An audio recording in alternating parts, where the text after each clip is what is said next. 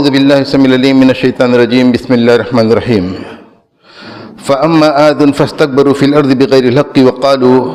من أشد منا قوة أولم يروا أن الله الذي خلقهم أشد منهم قوة وكانوا بآياتنا يجحدون فأرسلنا عليهم ريحا صرصرا في أيام نحسات لنذيقهم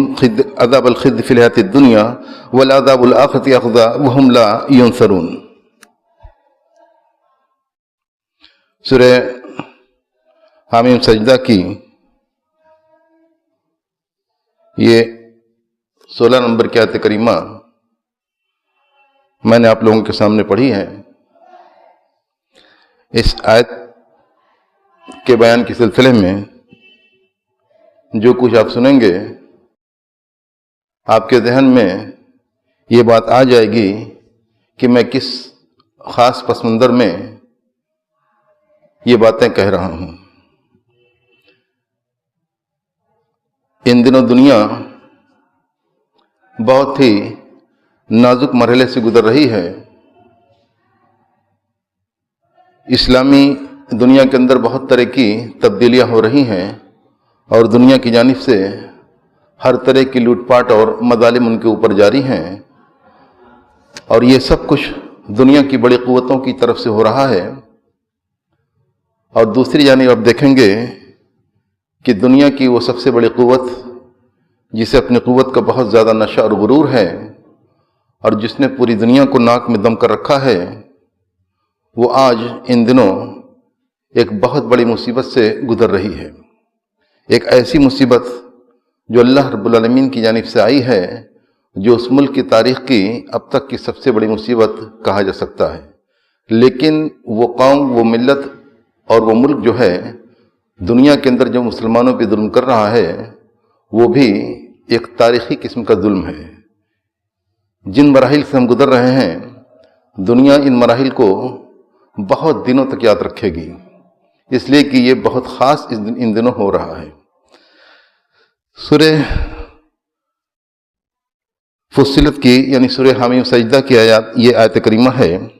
اس میں اللہ رب العالمین نے اس آیت سے پیشتر بیان کیا ہے کہ کیسے ہم نے قوموں کے پاس رسولوں کو بھیجا، ان کو سمجھانے کی کوشش کی، ان کو ظلم و زیادتی سے اور عناد اور سرکشی سے روکنے کی کوشش کی، لیکن ان لوگوں نے ہمارے رسولوں کی باتیں نہ مانی اور وہ اپنی اکڑ پر، اپنی سرکشی پر برابر جاری رہے، اسی پر وہ قائم رہے۔ اس کے بعد اللہ رب العالمین نے قوموں کا ذکر کیا کہ کیسے ہم نے ان کو عذاب سے دوچار کیا۔ عاد کے بارے میں اس آیت کریمہ کے اندر بیان ہے۔ فَأَمَّا عَاد، تو عاد کا معاملہ یہ ہوا فَاسْتَكْبَرُوا فِي الْأَرْضِ بِغَيْرِ الْحَقِّ،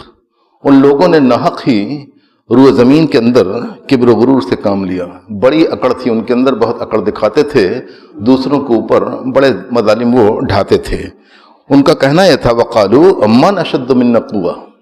ان کا کہنا یہ تھا، ان کی سوچ یہ تھی کہ ہم سے زیادہ طاقت اس دنیا میں کس کے پاس ہے۔ وہ یہ سمجھتے تھے کہ ہم تو بہت ہی زور آور ہیں اور ہمارا کوئی کچھ نہیں بگاڑ سکتا۔ لیکن اللہ نے فرمایا اولم یروا ان اللہ الذی خلقہم اشد منہم قوۃ، ان لوگوں نے یہ نہیں دیکھا کہ جس اللہ نے ان کو پیدا کیا ہے اس کی طاقت ان سے کہیں زیادہ ہے۔ تو قوموں کے اندر یا افراد کے اندر جب غرور آ جاتا ہے، وہ سمجھتا ہے کہ ہم سب سے بڑے ہو گئے۔ یہ افراد کا بھی معاملہ ہے۔ افراد کے طور پر اگر دیکھیں تو قرآن کریم میں کئی لوگوں کے بارے میں بیان کیا گیا ہے، جیسے قارون کے بارے میں یا اسی طرح فرعون کے بارے میں، یا دوسرے لوگوں کا بھی تذکرہ ہے۔ کچھ لوگوں کا تذکرہ بغیر نام لیے ہے قرآن کریم کے اندر، اور بعض شرکسوں کا تذکرہ اللہ رب العالمین نے نام کے ساتھ ذکر کیا ہے۔ تو وہ افراد تھے اور ان کی قوم بھی ان کے ساتھ تھی، تو ان کے ساتھ بھی وہی ہوا جو ظالموں کو ساتھ اللہ رب العالمین کرتا ہے۔ ظالموں کو جو چھوٹ ملتی ہے وہ ایک حد تک ہوتی ہے، لیکن انسان کے دلوں سے جو آہ نکلتی ہے وہ ظالموں کو لگتی ہے۔ یہ قرآن کریم کے اندر، یہ اللہ کے رسول صلی اللہ علیہ وسلم کی حدیثوں کے اندر جو آپ لوگ بیان سنتے ہیں تو کئی مرتبہ آپ لوگوں نے سنا ہوگا کہ مظلوم کی آہ یہ بیکار نہیں جاتی، اللہ رب العالمین کے ہاں وہ سنی جاتی ہے۔ تو ان لوگوں نے یہ سمجھا کہ ہم سے بڑھ کے قوت کس کی ہے، ہم تو سب سے بڑے، ہم تو جو چاہیں کر سکتے ہیں۔ اور آج ہم دیکھ رہے ہیں کہ ایسی ہی قوت دنیا کے اندر ہے جو اس نشے میں ہے کہ ہم سے بڑھ کر کوئی نہیں ہے، اور اگر دنیا کی نگاہ سے دیکھیں، دنیاوی طاقت کی نگاہ سے دیکھیں تو ظاہر ہے کہ ان سے بڑھ کر کوئی نہیں ہے، لیکن ان کے اوپر اللہ ہے، اسی اللہ نے ان کو اتنا زورآور بنایا ہے، اسی نے چھوڑ دی، اسی نے علم دیا، اسی نے ان کو سائنس اور ٹیکنالوجی دی، جس کی وجہ سے وہ سب سے پیشتر، سب سے آگے ہیں۔ لیکن اللہ رب العالمین جب قوموں کو برباد کرتا ہے تو ایک جھٹکے میں اسے برباد بھی کر دیتا ہے۔ اور ایسا بھی ہوتا ہے کہ اللہ رب العالمین کچھ جھٹکے دیتا ہے لیکن پھر سنبھلنے کا موقع دیتا ہے کہ انسان اگر سمجھ گئے، یہ قوم اگر سمجھ گئی تو صحیح راستے پہ آ جائے گی اور پھر ترقی کے راستے پہ ہوگی، لیکن اگر نہیں سمجھتی ہے تو پھر اللہ رب العالمین اسے صفحہ ہستی سے مٹا دیتا ہے۔ تو اس میں یہ ہے کہ اولم یروا ان اللہ الذی خلقہم اشد منہم قوہ، کیا ان لوگوں نے یہ نہیں دیکھا کہ اللہ رب العالمین جس نے ان کو پیدا کیا ہے وہ ان سے کہیں زیادہ قوت والا ہے۔ وَكَانُوا بِآيَاتِنَا يَجْحَدُونَ، جو بھی نشانیاں اس دنیا کے اندر، کائنات کے اندر موجود ہیں، اس نے بھی کوئی کام نہ کیا، اور انبیاء کے ذریعے، رسولوں کے ذریعے جو ان کے ساتھ آیتیں تھیں، نشانیاں تھیں، اس کا بھی لوگوں نے انکار کر دیا۔ تو اللہ نے فرمایا فَأَرْسَلْنَا عَلَيْهِمْ رِيحًا صَرْصَرًا، ہم نے ان کے اوپر تیز و تند ہوا بھیج دی، یعنی آندھی اور طوفان کی شکل میں، یہ کہ بہت ٹھنڈی قسم کی ہوا، ٹھنڈک، یعنی ایک چیز تو جلاتی، جو چیزیں دنیا کے اندر سمجھا جاتا ہے کہ آگ جلاتی ہے، لیکن قرآن کریم کے اندر جو بات ہے، اور یہ علماء بھی کہتے ہیں کہ ٹھنڈک، بہت زیادہ ٹھنڈ بھی جلا دیتی ہے۔ ٹھنڈک سے بھی اللہ رب العالمین کا جو عذاب آیا ہے کئی قوموں پر، وہ ٹھنڈک کا عذاب تھا۔ ہواؤں کے ساتھ تیز و تند ہوائیں تھیں، اس کے اندر بہت زیادہ ٹھنڈک تھی، لیکن بعض مفسرین نے اس کے اندر آگ کا بھی معنی لیا ہے کہ آگ بھی تھی اس کے اندر۔ فَأَرْسَلْنَا عَلَيْهِمْ رِيحًا صَرْصَرًا فِي أَيَّامٍ نَحِسَاتٍ، ہم نے ان کے اوپر بہت تیز ہوا یا بہت ٹھنڈی ہوا بھیج دی، فی ایام نحسات، ایسے دنوں کے اندر جو ان کے لیے بہت ہی برے دن تھے، ایام نحسات، یا بعض لوگوں نے مفسرین نے کہا کہ پے بپے کئی دنوں تک رہنے والی مصیبت، یہ آندھیاں یا طوفان جو آیا تو یہ نہیں کہ آیا اور گزر گیا، بلکہ کئی دنوں تک ان کے اوپر رہا ہے یہ۔ اور ان دنوں ہم دیکھ رہے ہیں کہ جس مصیبت سے وہ لوگ دوچار ہیں وہ جلد ہی ختم ہونے والی ان کے بیان کے مطابق نہیں ہے۔ ابھی کچھ دنوں پہلے تک یہ تھا کہ ان کی سرکشی کا یہ عالم تھا کہ ان کے جو مشاہیر ہیں، بڑے بڑے لوگ ہیں، جو وہاں کے نامور لوگ ہیں، جو سیلیبریٹیز ہیں، وہ لوگ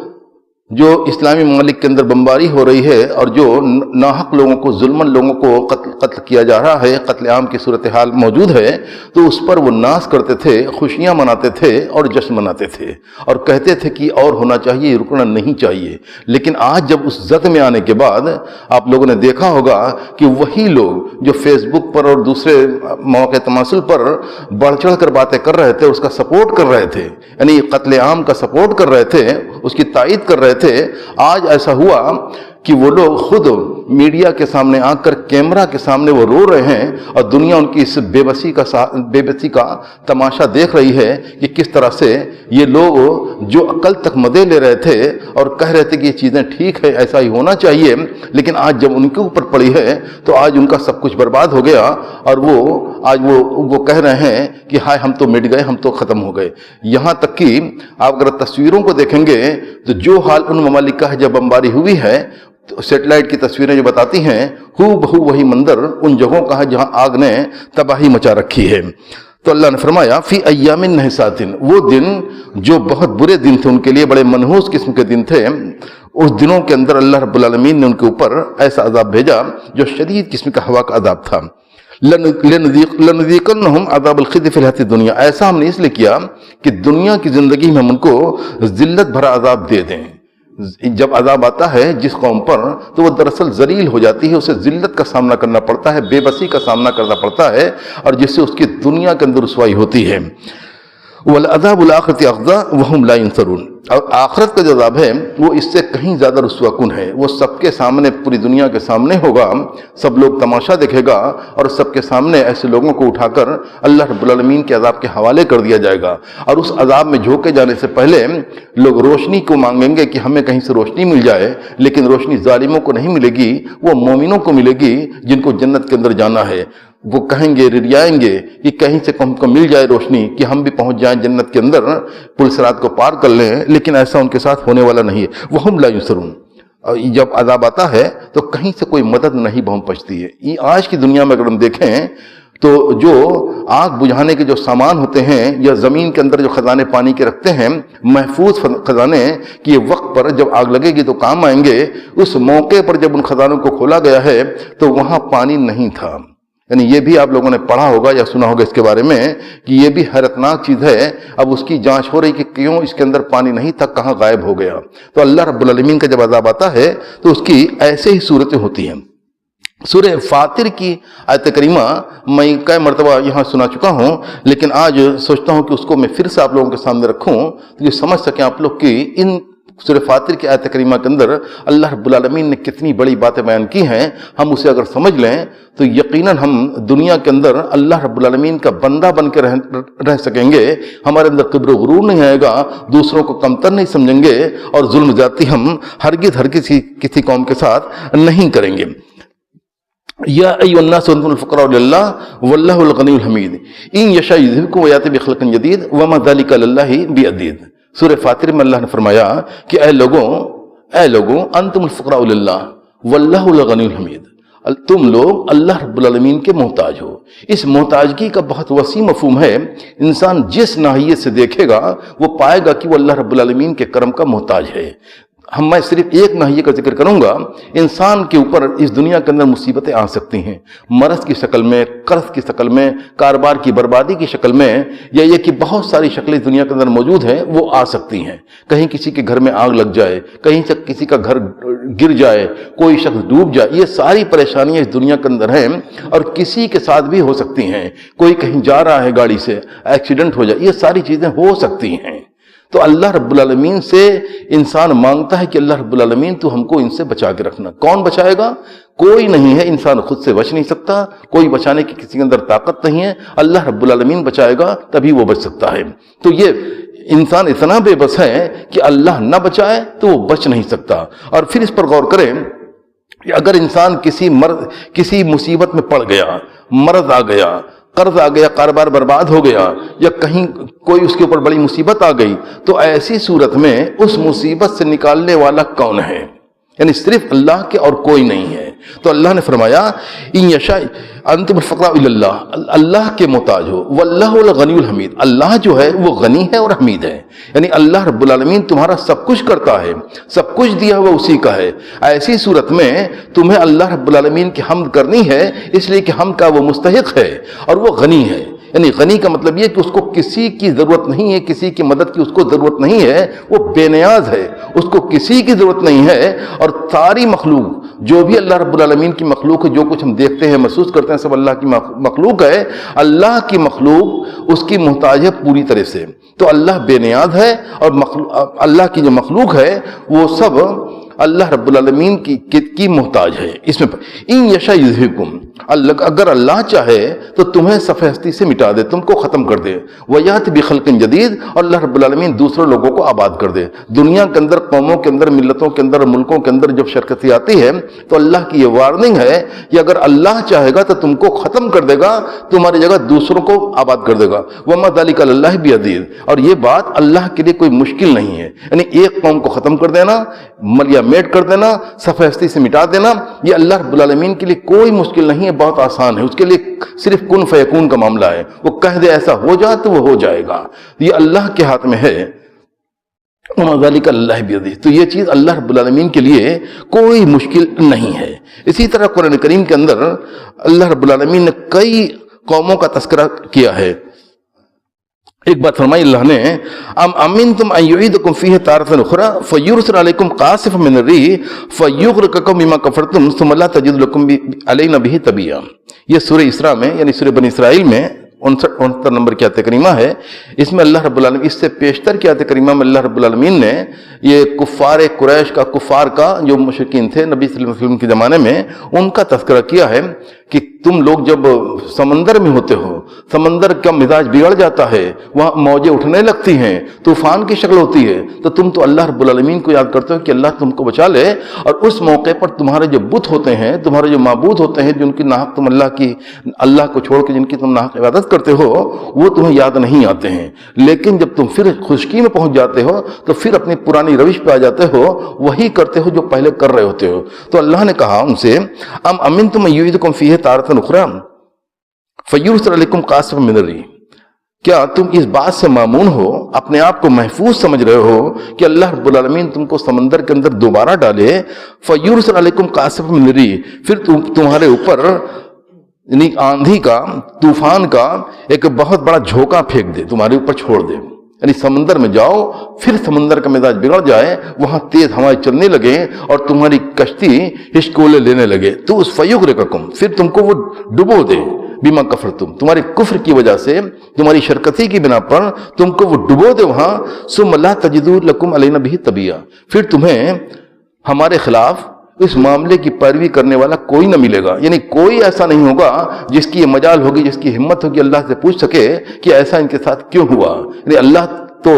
فیصلہ کرنے والا ہے، اس کا فیصلہ نافذ ہونے والا ہے، اس کے اوپر سوال نہیں ہوتا ہے، وہ جو چاہے کر سکتا ہے، کسی کو بھی سفیدی سے وہ مٹا دے۔ تو یہ چند آیات ہیں، اس کے علاوہ بہت ساری آیتیں ہیں،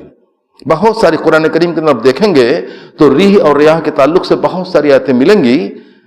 جس کے اندر اللہ رب العالمین کی رحمتوں کا بھی تذکرہ ہے، اس لیے کہ اللہ رب العالمین کی رحمت ہوتی ہے۔ وَهُوَ الَّذِي يُرْسِلُ الرِّيَاحَ بُشْرًا بَيْنَ يَدَيْ رَحْمَتِهِ، یعنی جب بارش ہونے کو ہوتی ہے اس کے پہلے ہوائیں چلتی ہیں، اس ہواؤں سے جو جانکار ہوتے ہیں، جو کاشتکار ہوتے ہیں، ان کو سمجھ میں آ جاتا ہے کہ اب بارش آنے والی ہے، بادل جو آئیں گے وہ بارش کے بادل ہوں گے، وہ ان کو محسوس ہو جاتا ہے۔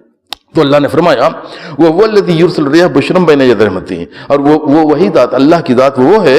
جو تمہارے اوپر بشارت بھری اپنی رحمت کے پہلے، یعنی بارش کے پہلے بشارت بھری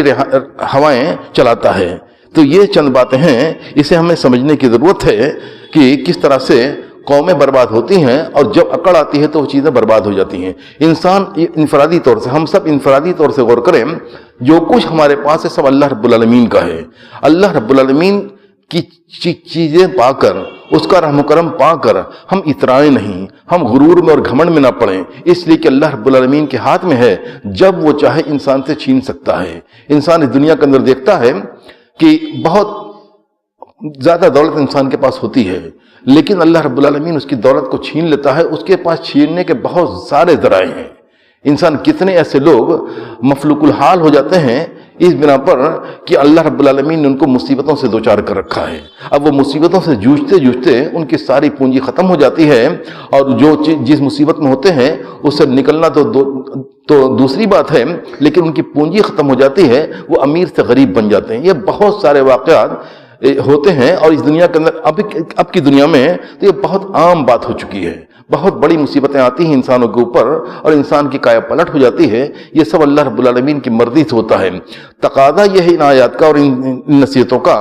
کہ ہم اللہ رب العالمین کے بندہ بن کے رہیں، ہمیشہ ہماری سوچ چھوٹی ہو کہ ہم اللہ رب العالمین کے بندہ ہیں، اور اس سے ہم تعلق بنا کے رکھیں، اس سے ہم اپنی حفاظت مانگیں، جو چیزیں خوف کی ہم سے ہیں اس سے ہم بچنے کی اس سے مانگیں کہ اللہ تم کو بچا کے رکھنا، اور اس کی رحمت کی جتنی چیزیں ہیں سب ہم اس سے طلب کریں۔ کبھی اپنے اندر ہم یہ غرور نہ پالیں کہ ہم بہت بڑے ہو گئے، ہمارے پاس بہت زیادہ دولت آ گئی، یہی کہ ہمارا بڑا اثر رسوخ ہے، یہی کہ دوسرے لوگ ہماری باتیں مانتے ہیں۔ یہ ساری چیزیں چند دنوں کی چیزیں ہوتی ہیں، اللہ رب العالمین کی دی ہوئی ہوتی ہیں۔ جب اللہ رب العالمین چاہتا ہے تو ان چیزوں کو چھین لیتا ہے، اور بڑی بڑی طاقتوں کے ساتھ اگر ہوتا ہے ایسا تو ہم کس چیز کے